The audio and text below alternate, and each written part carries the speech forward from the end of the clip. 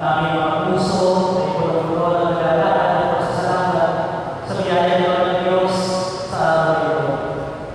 Hindi na makahulugan ang ating Panginoon ngayon sapagkat ang ating organisasyon sa pagkatiyaw ay nagalaan habang pinagdiriwang ng simbahan ang Jubileo ng Pag-asa. Ito ay isang paalala na ang aming promosyon ay nakabugat sa Pag-asa. Pag-asa siya na tinubay namin sa ating mga kalakay sa promosyon ng mga kampanya.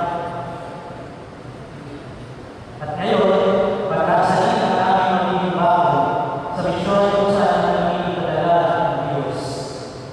Ang ating Diyos salamat sa Diyos sa tumawag at pumilat sa amin upang kanyang magiging lingkod. Ang Diyos na aming mabuting pastol na hinanap kami, tinawag, naugang, inibig ng lubusan at ngayon ay hinihirap upang magpastol kami sa iba.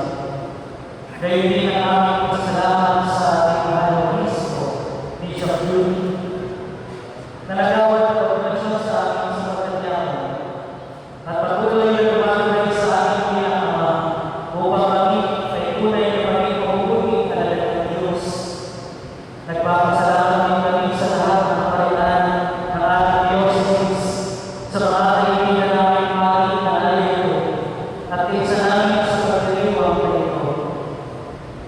Salamat sa aming mga tagahubog sa Senado mula sa Provincial Bureau of State College, sa pamumunan ng aming rektor sa Padre Nino Poderosa at sa St. Peter's College Seminary sa pagkakay ng mga level na ayaw ng kasama.